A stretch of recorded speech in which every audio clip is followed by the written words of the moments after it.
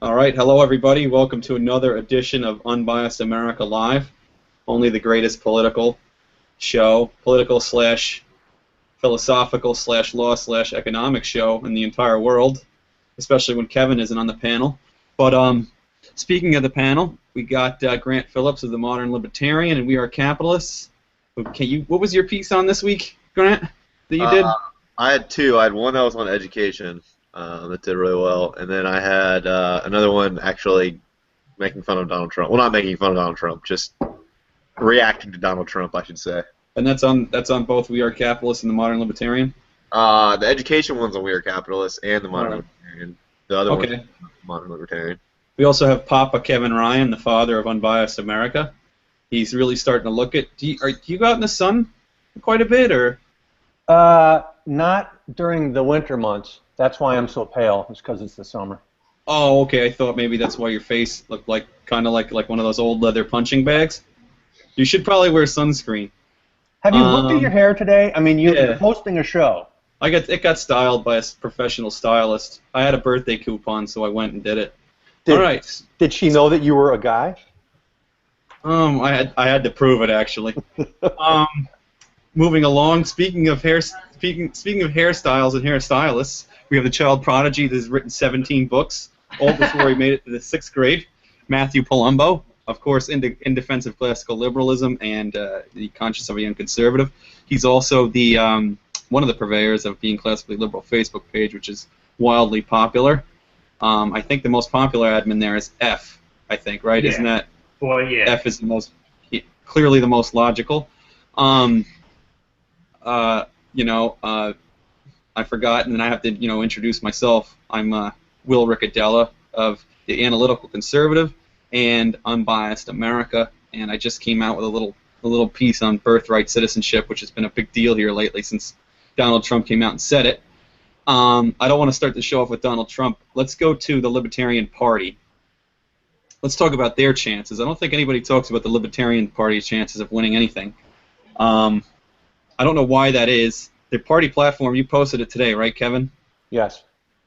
Yeah, the party platform is pretty extensive, and it's mostly things I think most people would agree with. Maybe I'm coming off as biased, but they're shaping it in a way that should appeal to both sides, the left and the right. And but the problem is they're not appealing to everybody in both parties. You know what I mean? So they're leaving out people on the right who don't like abortion, because they are pro-abortion. They're leaving out people on the left who like redistribution and so forth. So that's always going to be a problem. But yeah, it's a good platform. They're leaving out people on the left that want redistribution. Correct. Yeah, that's really bad. That's a pretty bad thing. Well, I'm saying if they're going to get people from both parties.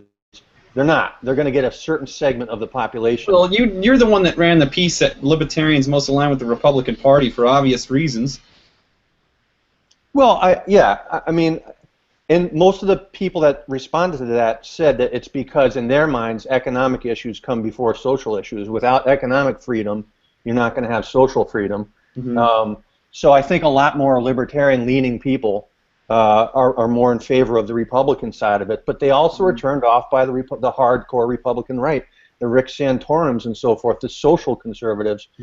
So they don't really fit in with either party, but yeah, they tend to, at least the ones I've talked to, they tend to lean more towards Republicans. And then it comes up with the Libertarian Party itself, which actually doesn't get a lot of support from libertarians. Right. Well, let's talk about that for a second. What party libertarians align with? And Matt and Grant are perfect for this because they're these young, wild, crazy libertarians. Well, more so Grant.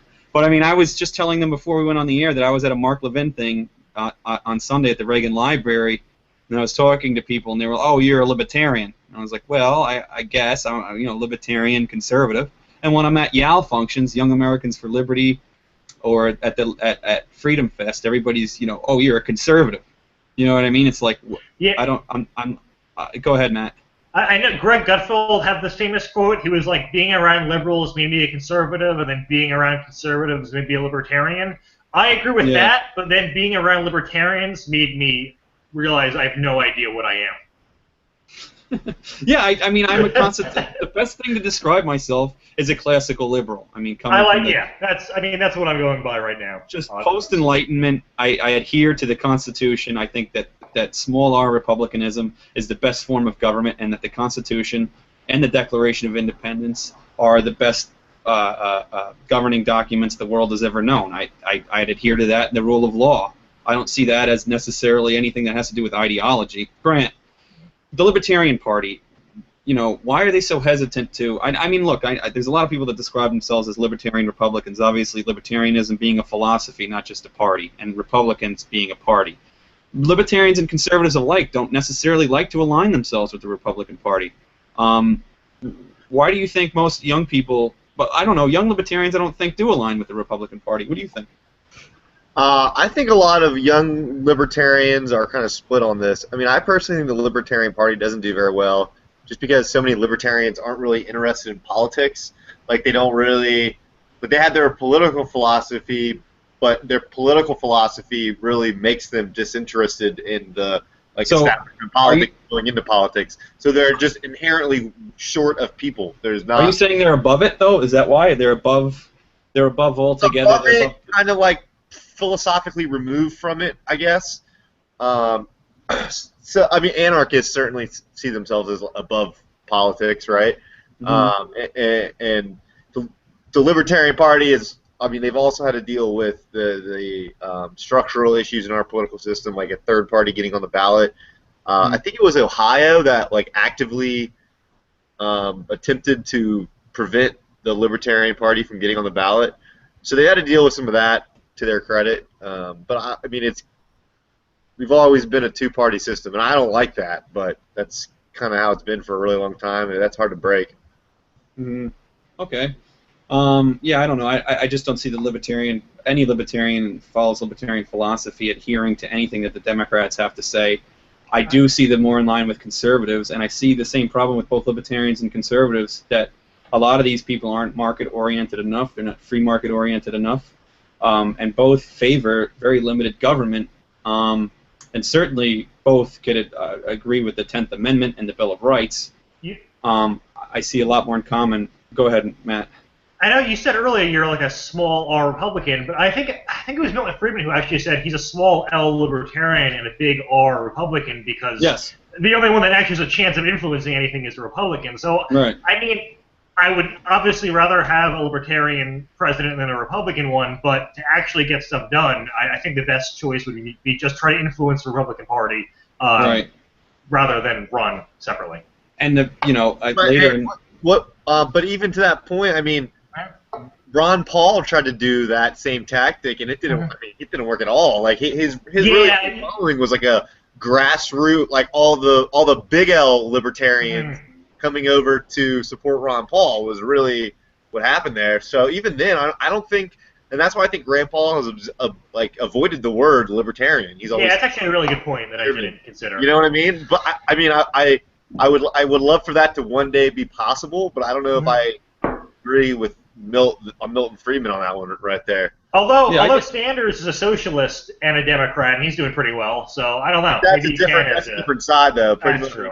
Well, let's agree that all Democrats are socialists at this point. I don't think that there's any. Yeah, you can't really support the Democratic Party. Yeah, I don't think there's really any dispute there that they're all to some degree socialist, and you could say the same about the Republican Party. They're all to some degree somewhat statist or socialist. I mean, but you can support the Republican Party without being pretty much. No, absolutely. Don't get. I mean, there's many people within the Republican Party, but let's look at the Republican Party as an organism. I mean, they've really done very little. Recently, within the past 25 years, to reduce the scope of government. Look at the Bush administration, also had a Republican Congress and House until 2004 or 2006. I can't remember. I think he lost the Senate in 2004 and then lost both houses in 2006. But they grew government. I mean, they grew government exponentially more than any other administration ever. So I don't see. I mean, this is a big turnabout from the Republican Party of the 90s under Speaker Gingrich and what they were able to do with welfare reform. And somewhat immigration reform in '96, the same year as welfare reform. But I just don't. I mean, the Republican Party really has done little to grow to lessen the scope of government. And Kevin did something on that not that long ago either, where he showed that when there's been a Republican president, they really haven't limited the growth of government. I don't know. I think Coolidge was one. To a degree, Reagan did, except with the exception of defense spending, which obviously was part of his foreign policy with the USSR. But well, Kevin, go ahead.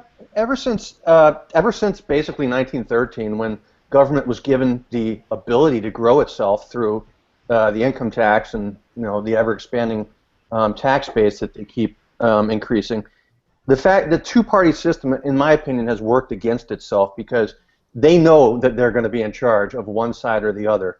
And so basically, by growing government, they're growing their self, they're growing their wealth, they're growing their power. They'll be in power eventually. So, I think that they've sort of lost sight of the fact that people vote for them because they want smaller government, because that's antithetical to what gives them power. But on the same hand, a three-party system or a third-party system like the Libertarian Party, it can't get a foothold because it's a two-party system. All it can do, all it's been doing, is dividing the vote. And I did some numbers today. I looked at 2015. There were 750 candidates nationwide on every level of government that were associated with the Libertarian Party. Only 17 out of 750 received more than 50% of the votes in their elections in 2015. And the average vote for a Libertarian candidate was 10%. So it's hard to get your foot in when it's really a two-party system, and the two parties have been swapping power left and right. And I think they have that working against them. So, I think what the Pauls have done is to try to infiltrate one of the major parties and take it from there. I don't know how successful they've been, but they certainly have made names for themselves. Speaking of a two-party system in general, I know everyone always speaks about it with a negative connotation, but I feel like, if we have the system like we have in India where there's, 100 parties running at one time, the dominant party could get, 10% of the popular vote, and then you're stuck with someone that only 10% of people actually wanted. So, would you agree? I don't know. What is the alternative? I don't really. It's hard to say, right? Well, I don't necessarily know if there's an alternative within our system, is what I'm trying to say. Because the two-party system is so entrenched at this point in our history that you're going to have to move the values of one of the two parties to really change anything in America. And that's a long, slow process. But again, like I said, at least Ron Paul made a name for himself in terms of being or at least on the face, having some libertarian values, and sort of made a name for the word libertarian. So now people know it. Whether this is going to be of any value to the Libertarian Party, I don't know, because like I said, a third party has always just basically served to split the vote. The thing that really hurt libertarian and conservative chances was, of course, the Great Depression. I mean, before that, you had William Howard Taft, who tried to rein in the scope of the president after, obviously, Teddy Roosevelt, who greatly increased it, who was a progressive. And then you had Calvin Coolidge in the 20s, and then from there you had Barry Goldwater that tried to run in 1964, was branded an extremist, and he embraced it. He said, "I'm an extremist in pursuit of liberty." But I don't think that necessarily helped his cause. But I mean, here's a guy that brought the word back. Huh? So that's no vice, Will. Yeah, I know, right? It isn't. I mean, he was probably the first person to brand himself a conservative in a long while. And he couldn't break through the Republican establishment. Everybody had problems with him. And then Reagan, who did his time for choosing speech for Barry Goldwater, had the same problem in '76, and finally got through. Finally defeated the establishment in 1980. I mean, he was being called names. He's a kook. He's going to drop a bomb. I mean, there was a million. There's other people working behind the scenes. I mean, they just tried to nail that guy. I mean, we're talking George Will, Karl Rove at the time. All these guys were out. The same guys that are out to get the people now, like the Rand Pauls and the Ted Cruzes. Yeah. So I think that shift was really largely after the Great Depression, and it was because people blamed the Great Depression on the market as a market failure. Kevin, would you agree with that? Yeah, and that's still a viable strategy. That is, they go against the market, and that gives them more control. Why is the messaging so hard? Friedman proved that I mean, Friedman, in his monetary history of the United States, largely proved that it was a failure of government. That the Great Depression was a failure of government not to provide liquidation to these when there were these runs when there was the run on the banks. Why is it so hard to change this narrative? People think, I mean, from Charles Krauthammer declaring recently the New Deal this great success. I mean, scholars are looking back at it now and saying it actually prolonged the Great Depression. Why hasn't the messaging changed since? Because you have to look a little bit deeper. It's Americans don't have enough time for a deep understanding, to develop a deep understanding of the roots of the Depression, for example, and they basically believe what seems to be more the case. Like, okay, there's evil bankers in the 20s where people are just spending all this money on the stock market and are leveraged out the wazoo and so forth. And they're saying the same thing about the most recent Great Recession, and it just seems more logical to people that don't have the time to look further into the details. You have to look back to Carter and then to Clinton to understand the housing crisis and the way it occurred. And it's not as simple as people have made it out to be, but when you only have a certain amount of time during the day to discuss this stuff, you're going to think, okay, bankers are evil and that's what caused it. We need more government regulation. It's it's a political message, but it wins. Grant. Yeah, go ahead. I want to add to what Kevin was saying and to what you were saying. I think that we've really entered into a period now which has been developing really since the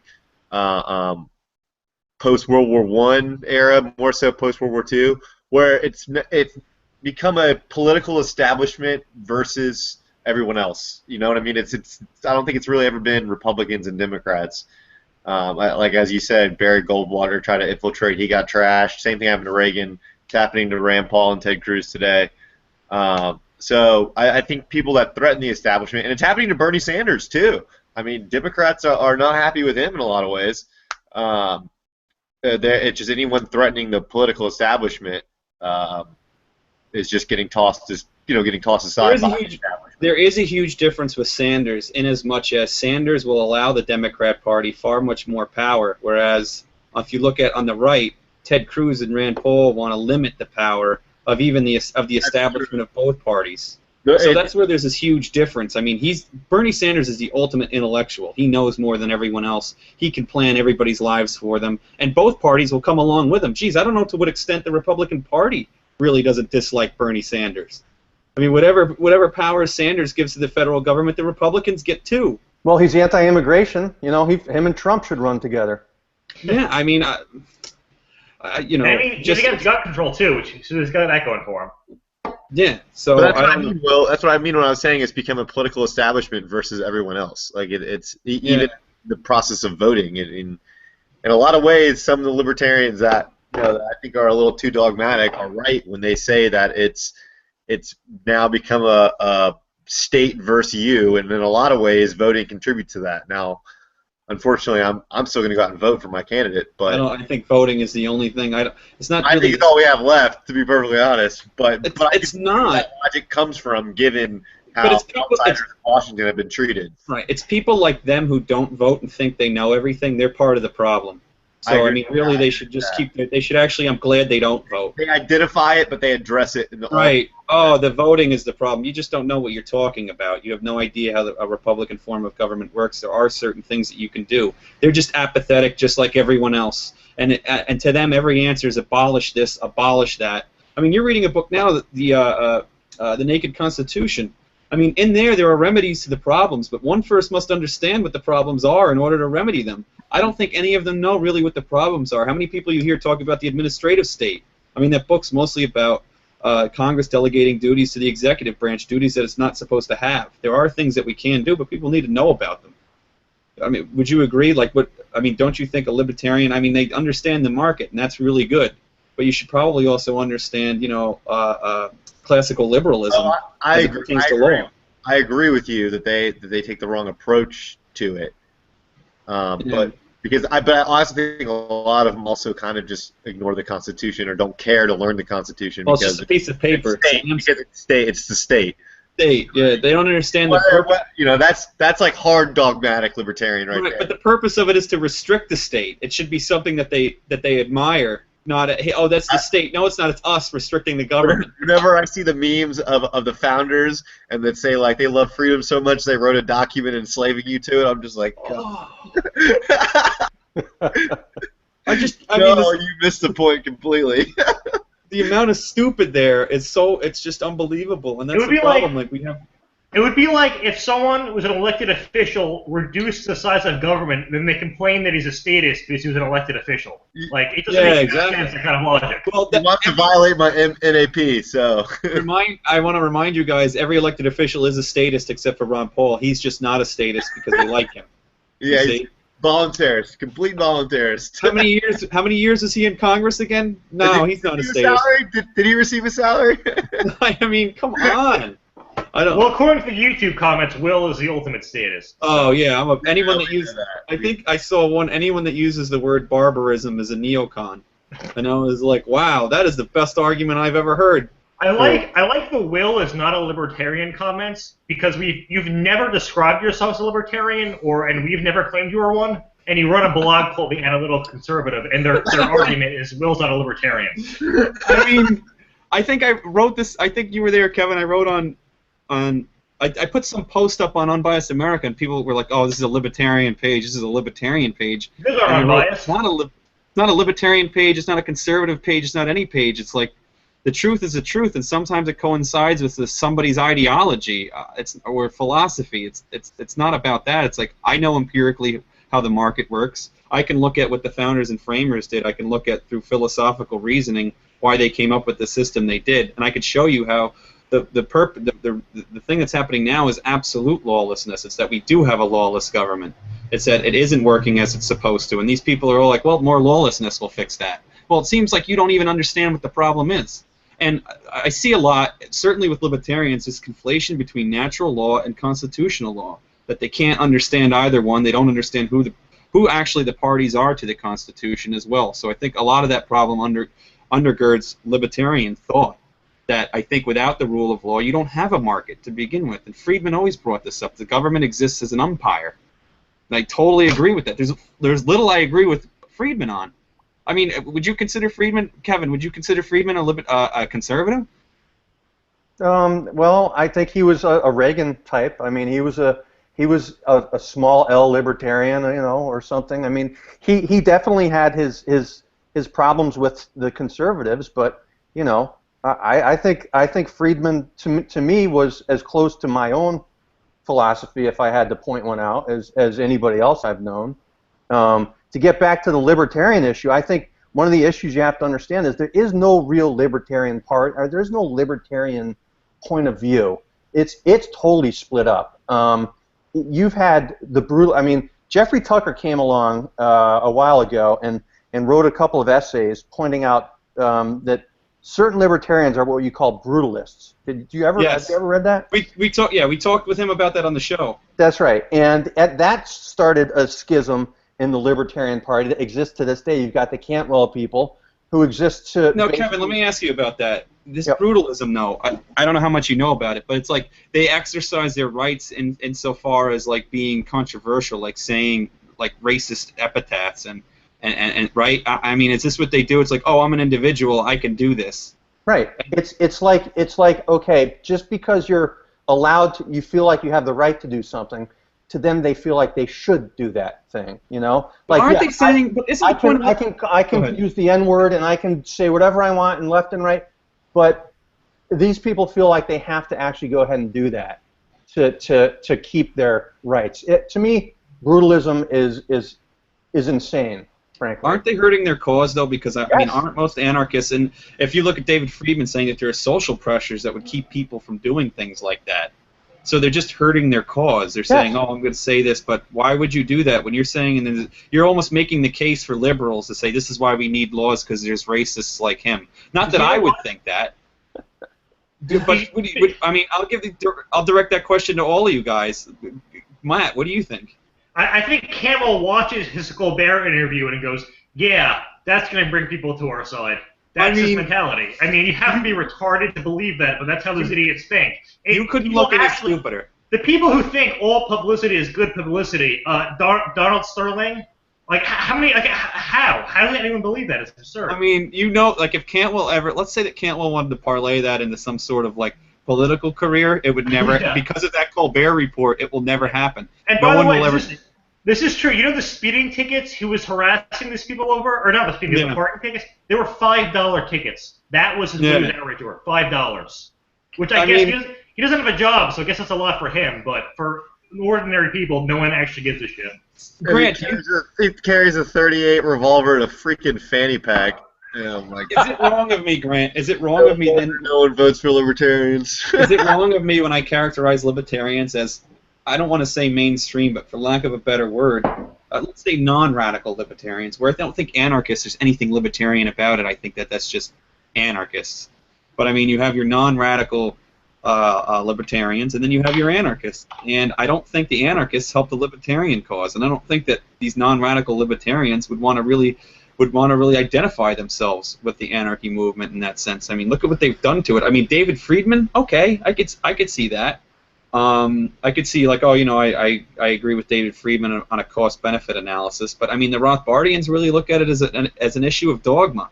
It's really just dogmatic. They don't really take a cost-benefit scenario, which is odd to me since they're so market-oriented, except for when it comes to anarchy. Go ahead, Kevin. Well, actually, to continue what I was saying before, they're so split up. Libertarians, there's even a left-wing libertarian group. Right. It makes no sense. Exactly. I mean, it seems antithetical, but if you actually go to a site like the Center for Stateless Society, they're basically, they consider themselves left libertarians, and I still haven't really quite figured it out, but they'll talk your head off about how you know, there's a way of being of coming together as a stateless society in a way of children and and well, I mean, that's really how Lenin. The Woodstock after party is what that is. That's how the Bolsheviks started it. It was going to be this voluntary, everybody shares everything, and they realized how much everybody hated it, and they had to wall them in and pry things from their hands. I mean, what kind of,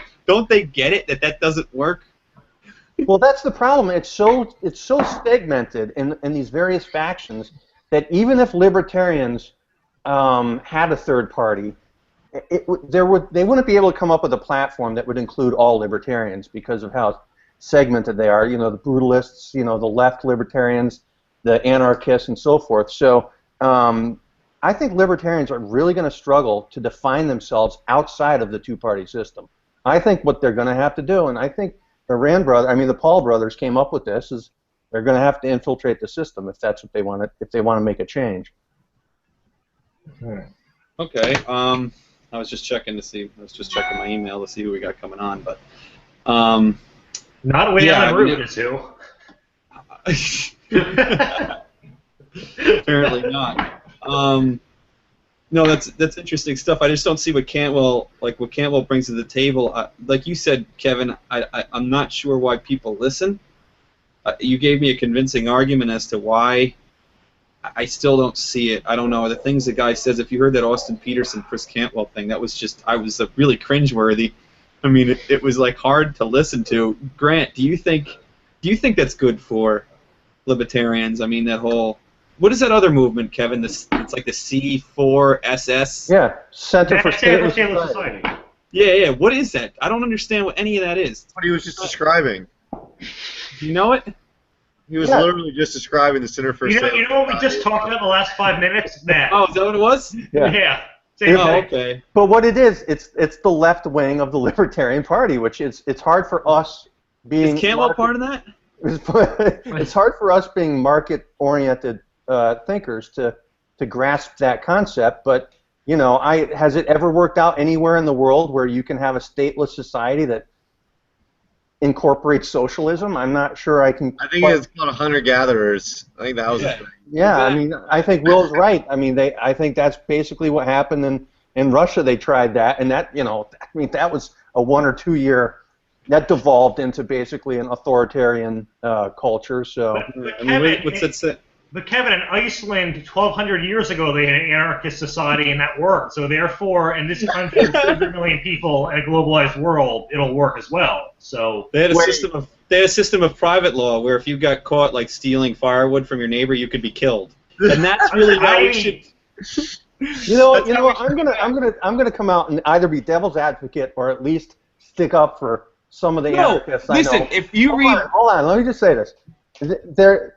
If anarchy worked, and I guarantee you guys feel the same way, if in our minds it worked that we didn't need government, would you guys not be anarchists? No, look, be on board automatically. Yes, me too. Me and Calvin would go out for drinks tomorrow if that was the case.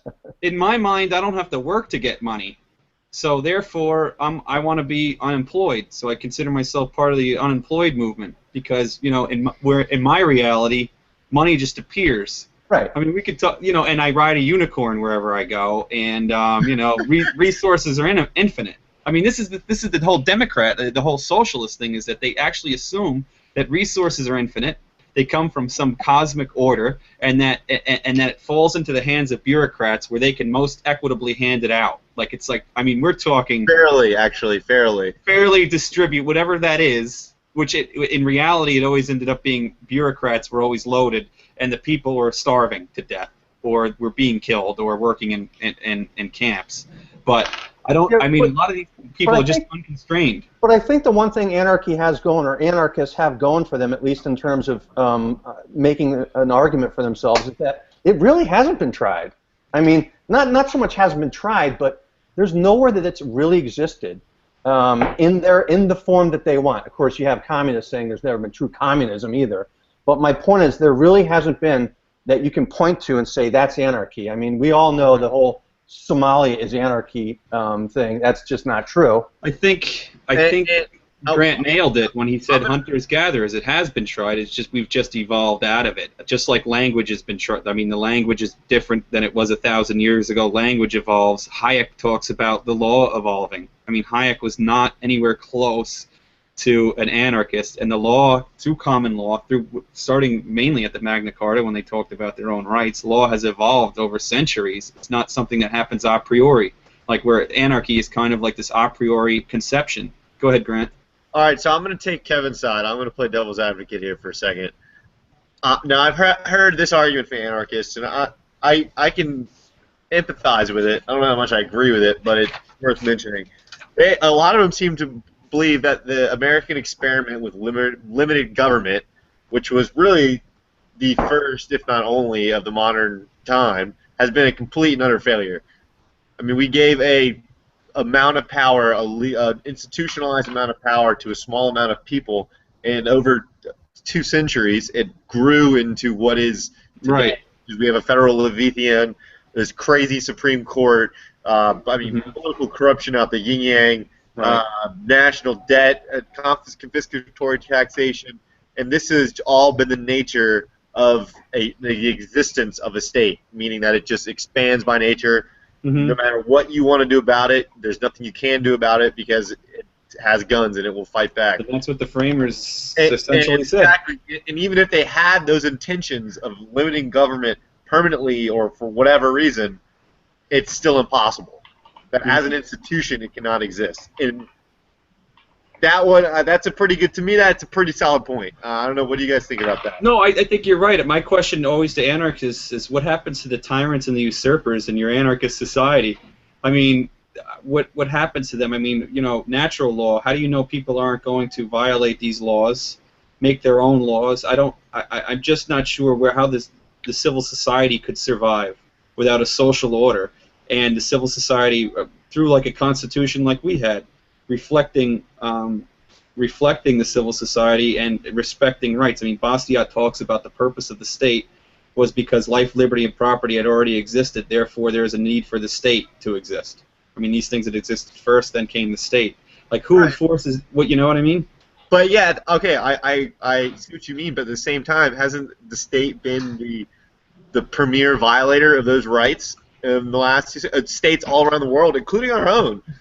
By violating the law, yes. Just as much as it's supposedly the protector, if not more. By violating the law, yes. Absolutely. So Exactly. it's been lawlessness. Yeah. But the state is the law, right? No. The state is not the law. No. Yeah, but it enforces the law, so therefore it has a significant. Yeah, but if it enforces a law that's unhinged from the people, then at that point we have a natural right to overthrow that government. That was the whole purpose of the revolution.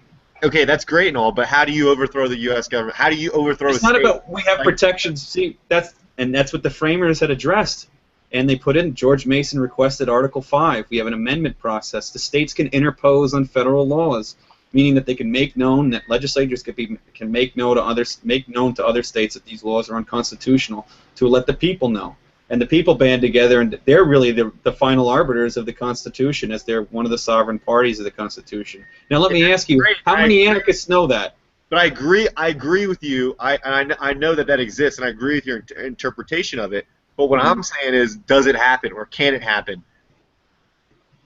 Oh, sure, yeah. 300 million people today. Can that happen? And how many times has that happened?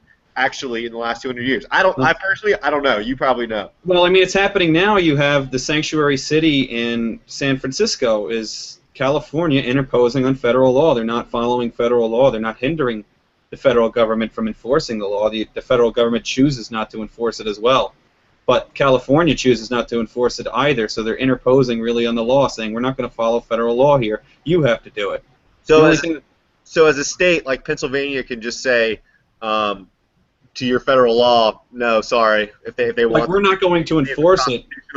They can't block. I mean, by jurisprudence and Madison's conception, they cannot block the federal government from themselves enforcing it.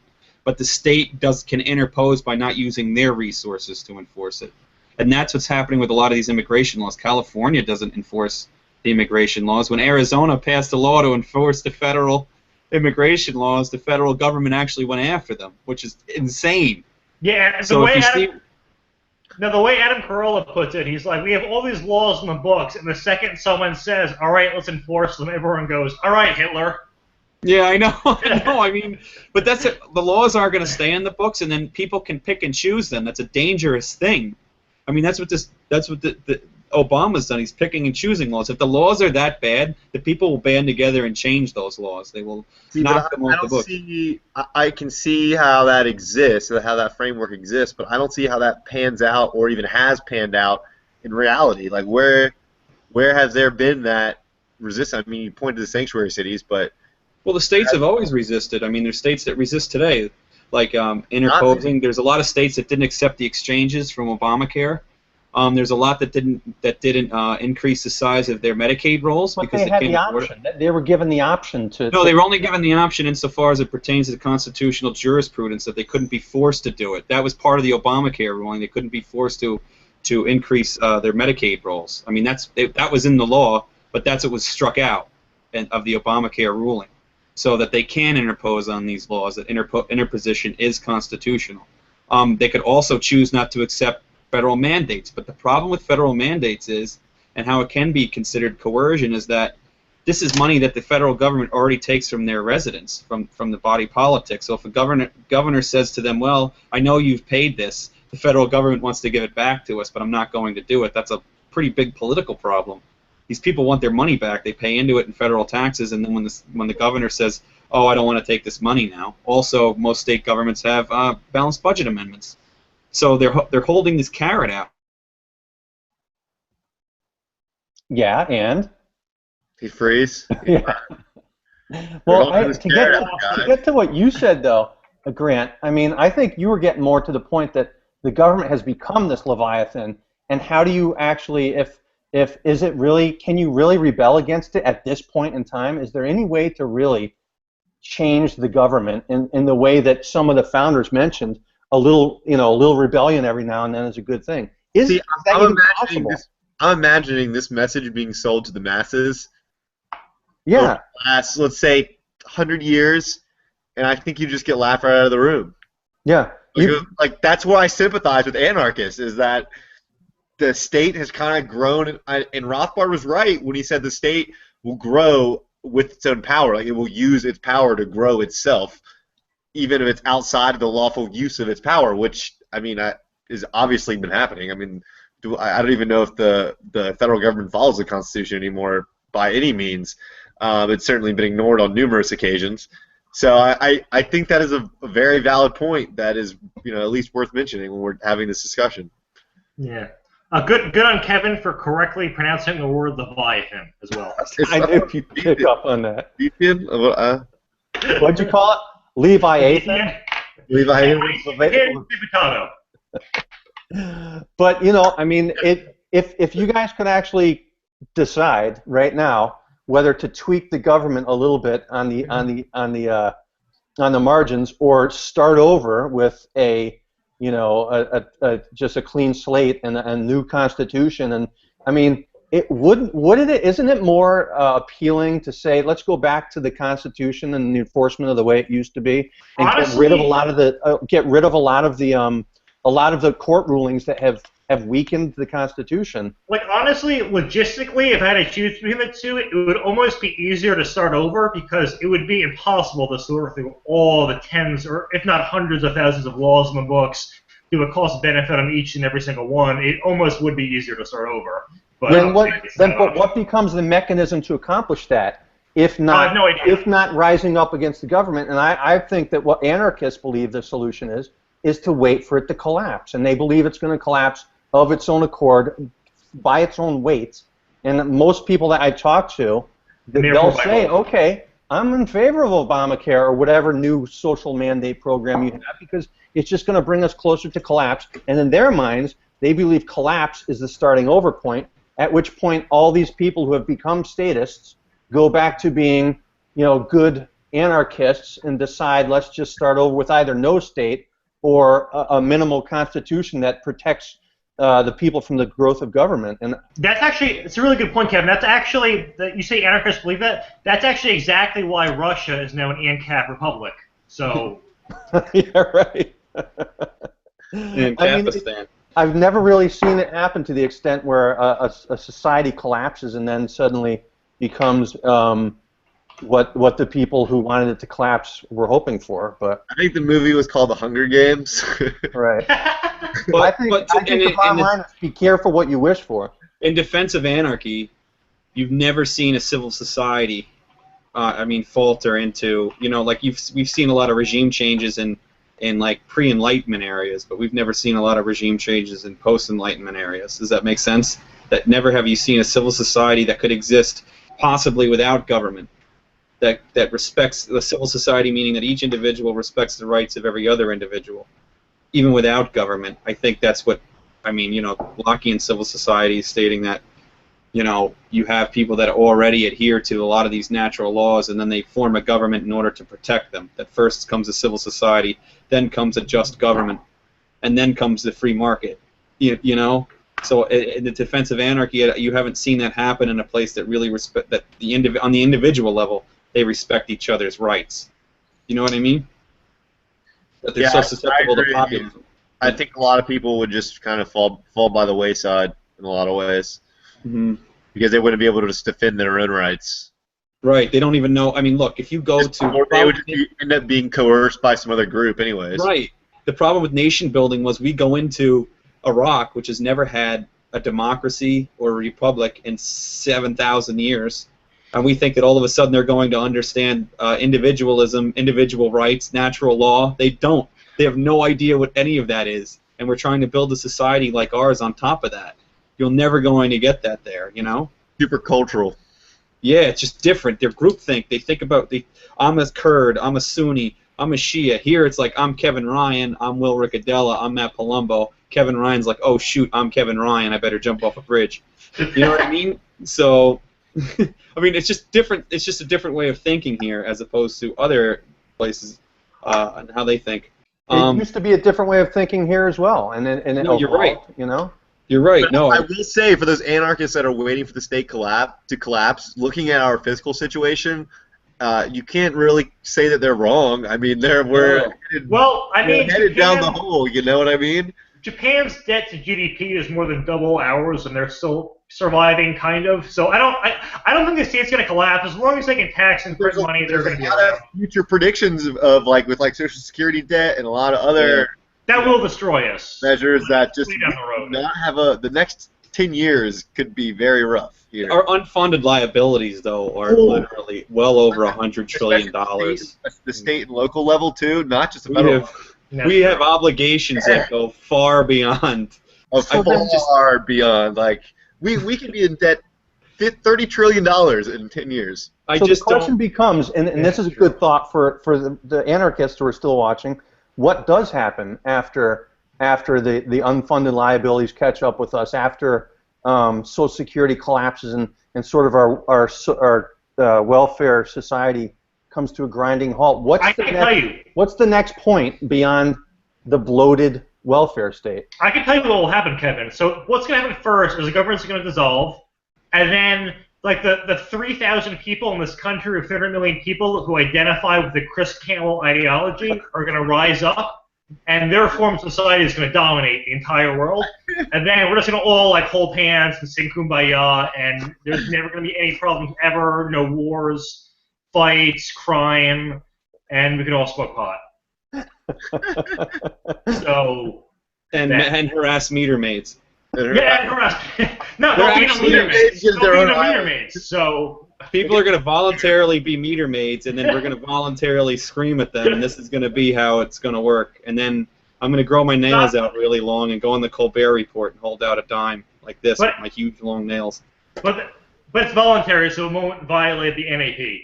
That was the most incredible thing I've ever seen. And someone's like, "Oh, Colbert, edited that and did that on purpose." Dude, no. I mean, even if he did edit it, it doesn't look good. I don't care how much you say he edited it. It's hard for somebody to look that stupid. Yeah. I don't. It didn't take much editing. I'll tell you that. All right, 5:47. We got.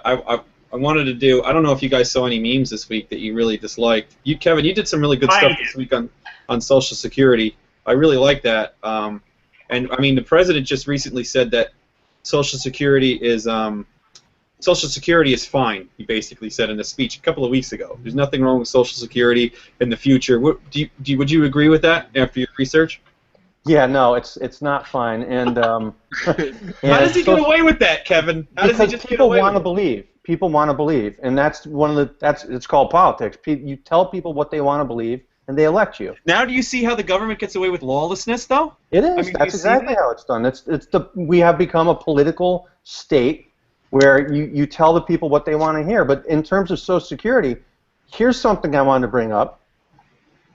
The rest of the world has not the rest of the world, but the developed world has a problem with demographics right now, in that most of the developed countries are aging faster than they're bringing in new working age populations.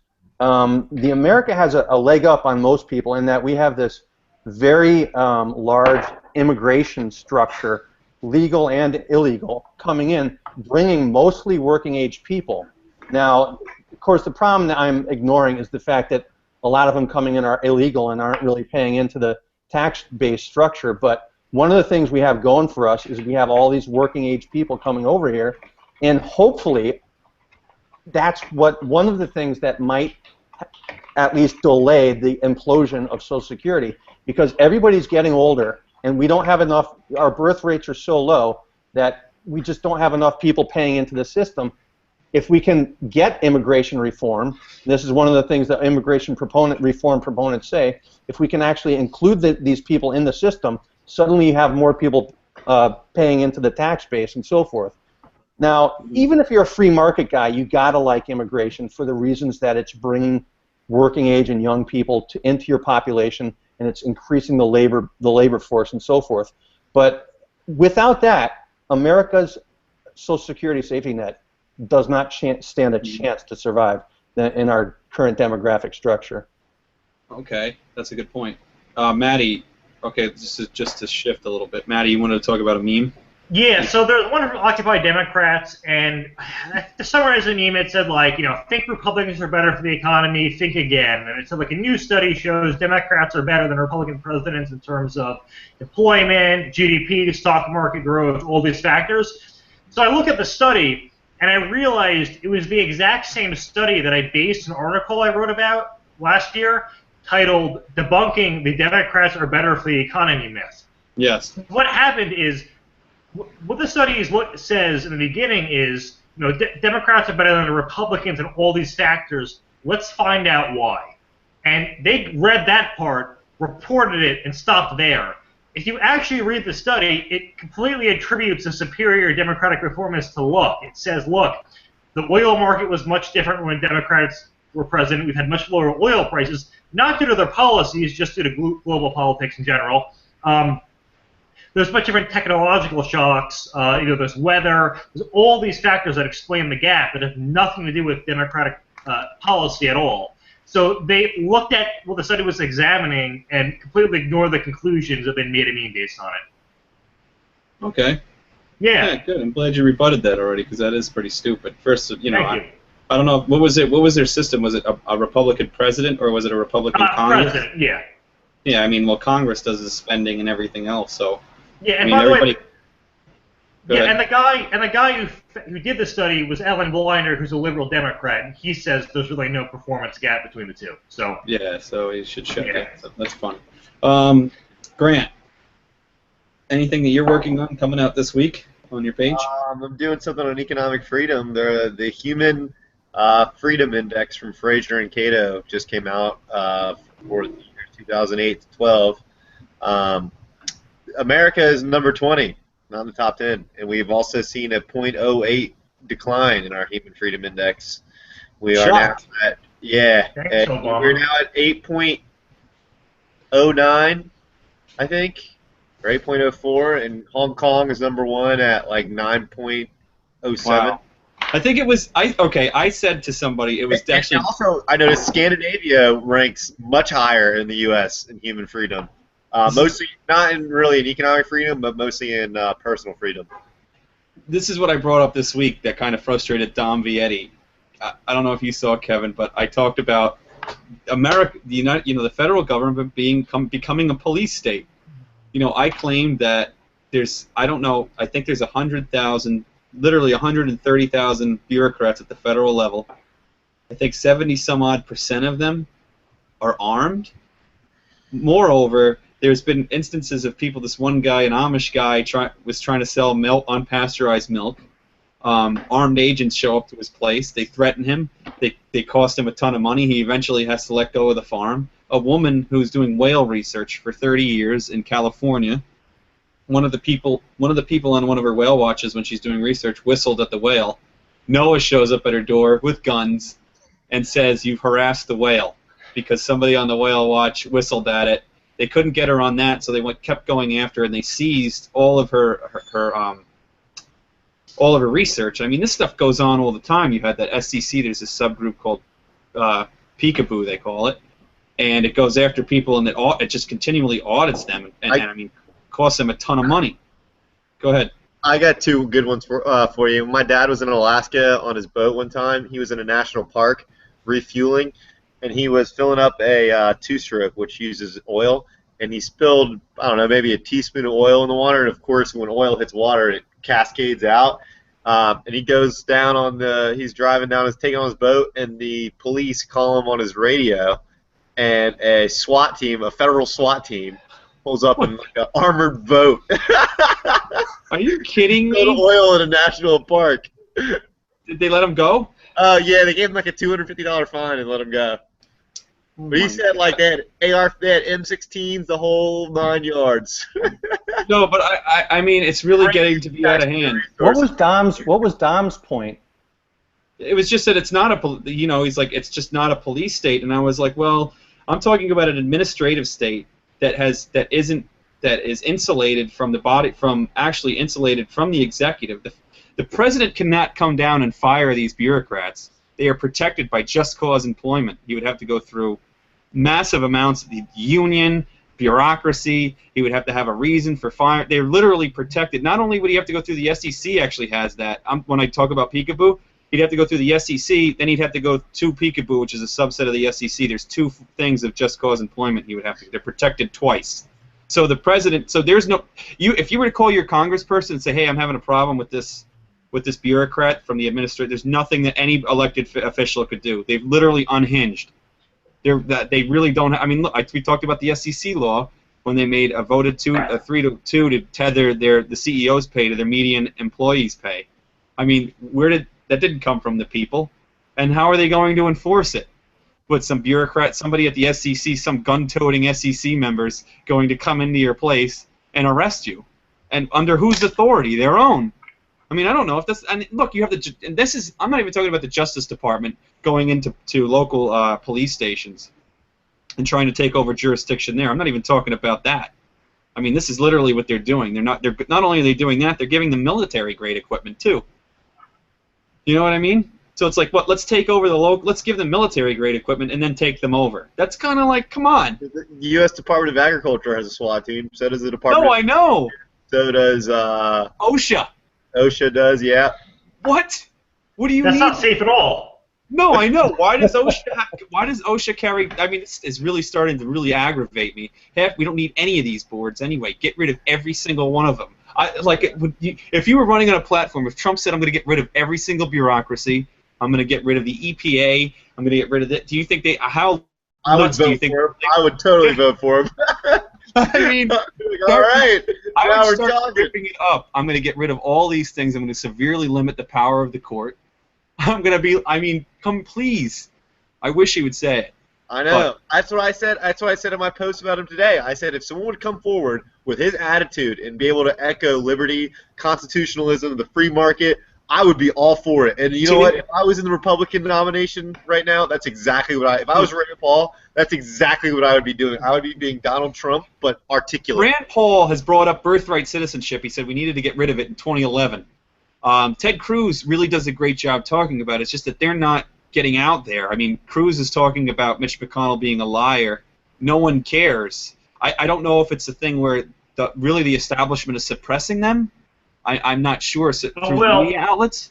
Will, we got a new YouTube comment, and this guy's dropping the truth on us. He says, I look at all you rabble, and all I see is big all-Republicans who'd compromise on war so long as they got some subsidies, all while dressing up as reducing government while government, in fact, grows. Will, they fucking found us out. Oh, I don't. Wait, what am I getting? I'm getting subsidized?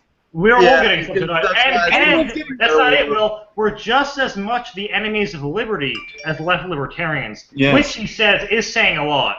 Thomas Jefferson going after those Barbary pirates and James Madison, man, they were real enemies to liberty. And Will, this isn't coming from anyone. This is coming from periodic puntillism. So you've been served. Yeah, you've been fucking served. I mean, all those our founding fathers there, Madison, Adams, these guys were all enemies of liberty because they, Madison and Jefferson actually used the military without a declaration of war from Congress. I mean, you want to talk about harming liberty? That Jefferson, that guy's an animal. He should really have been shackled.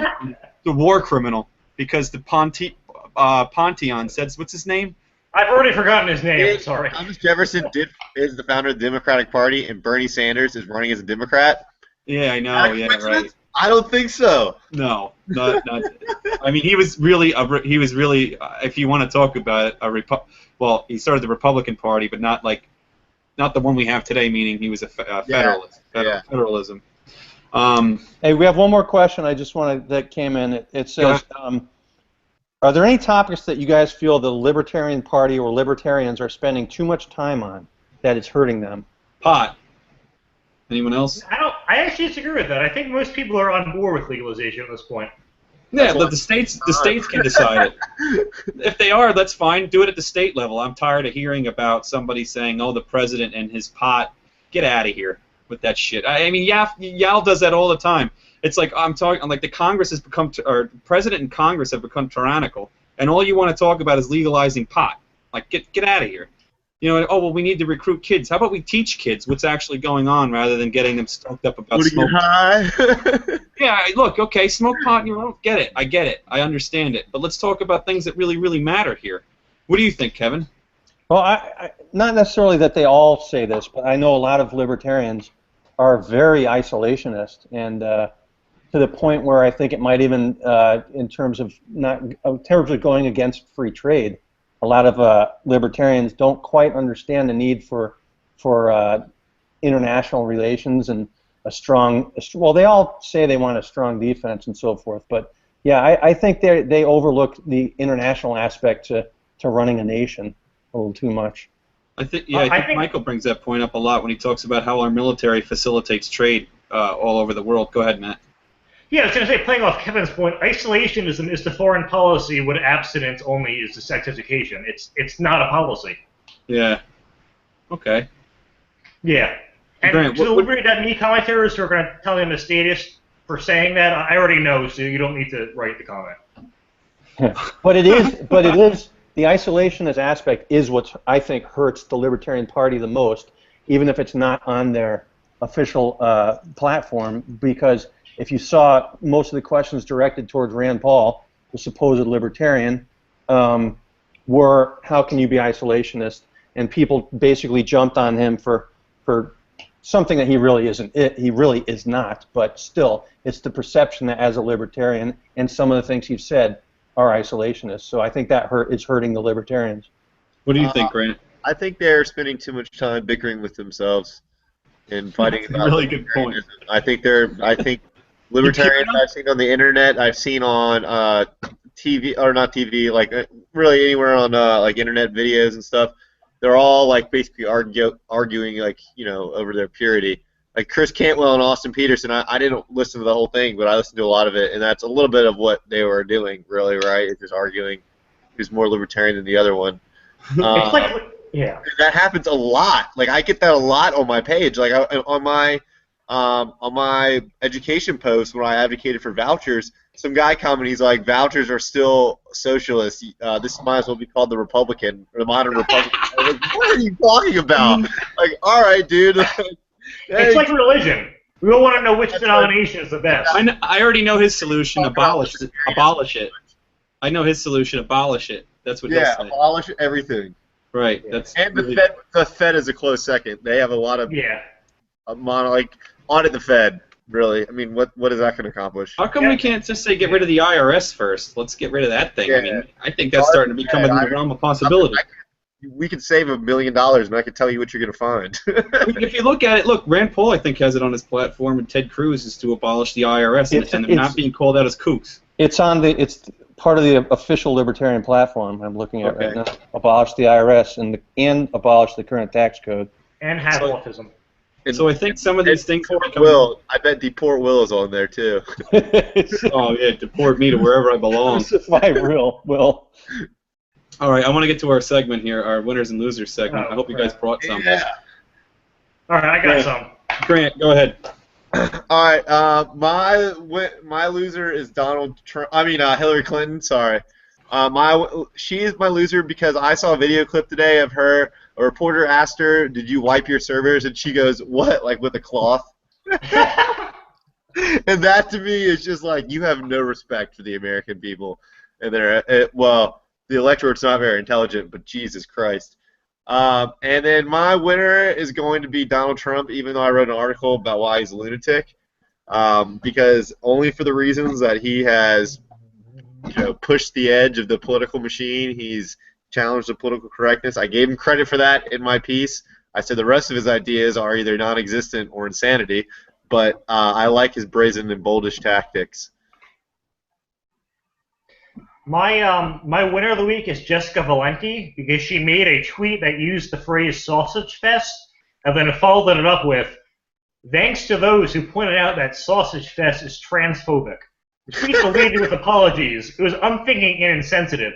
So really, just congrats to her for realizing how offensive that was. Losers actually don't have any, but I guess we'll go to Kevin next. Yeah.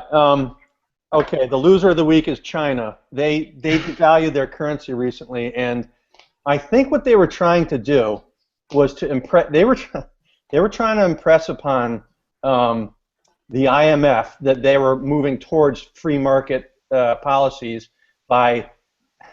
It was sort of a convoluted explanation they had, but basically all they were really doing was once again manipulating their currency. And it also did not help them because now it really just shed more of a spotlight on how bad their economy is, and really it in the long run is going to hurt them. The winner of the week is NWA, And because their movie Straight Outta Compton is going through the roof in terms of publicity, and Dr. Dre, who has already made $3 billion selling his Beats by Dre company, now has this movie that's republicizing them, and that whole empire is just going to explode once again. And even you got people like my 77-year-old mom talking about NWA. Kevin, is that what you listened to in middle school? No, that was college, early college. Oh, okay, cool. So yeah, that was like, all right, got it. I know you guys probably don't know what NWA is, but that's what. No, I don't know what that is. I have no clue. Maddie. Yeah. No, we got something while you disappeared. Oh, okay, cool. Yeah, my computer. I have an ice pack under it. I get a new computer this week, so good news, everybody. Who are your winners and losers? That's a good question. I'm actually gonna decide right now. My loser is most definitely Barack Obama for the new revelation about the Iranian deal, where Iran does its own inspections, which means they don't do any inspections. And the best part about it is they submit writing and video. Anyway, I find that hilarious, and I mean, this guy and this administration is a joke. And if people think that, I mean, Donald Trump is not my guy, but people calling Donald Trump a joke, have they been paying attention the last 7 years? I mean, this guy is incredible. Now, as effective is different, but this thing is he's a total joke and a fool, and he's the biggest loser of all time. I don't even know how you can get away with this. It's going to be really Clinton's going to get away with the server thing. Watch. I just never see anything sticking to her because everybody's on her side. I don't know if you guys disagree with me on that. I just don't see anything coming out of it. She should be under the Espionage Act. She's done, but it's not going to happen. Anyway, my winner of the week. That's a tough one. I don't know. I don't know if I have really a winner. Yeah. I don't think anybody really won this week. I don't know. NWA. No, who cares about that movie? Paul Giamatti is a huge winner this week. He was good. Because he's good in every movie. I mean, that guy is a good actor. Yeah. If you watched Adams on HBO, yes. Come on. That was fantastic. That was excellent. David McCullough did a good job there. I'll tell you that. I mean, studying Adams, there was some things that were off, but it was really good. I mean, entertaining. I don't know who directed it, but they did a good job. If you haven't seen it, it's on HBO Go. You should really watch it. You might learn something. It's really good. I've seen it. Yeah, right? Have you ever seen that, Grant? You're muted. Ha, as you should be. What was it? Adams? Oh, no. Yeah, you wouldn't, idiot. All right. Well, that's. Oh, before we leave, one last thing. I just want to give a huge thanks to Wayne Allyn Root for coming on time. Did a great interview. Really loved the book. Liked hearing your opinions about Trump, the economy. Really did fantastic. So please come on again. And you really didn't let anyone down. So we might have had I think he had a camera failure, so I'm not sure our viewers were able to actually see him when he talked and everything. Yeah, he was here. He was here in spirit. Anyway, he actually has book is pretty good. The Power of Relentless. You can find it on Amazon, the greatest place in the entire world. Anyway, for Unbiased America, we're signing off on our whatever number show. I don't even know because we lost track of that. That's how we are here. Very ADD oriented. Have a good night.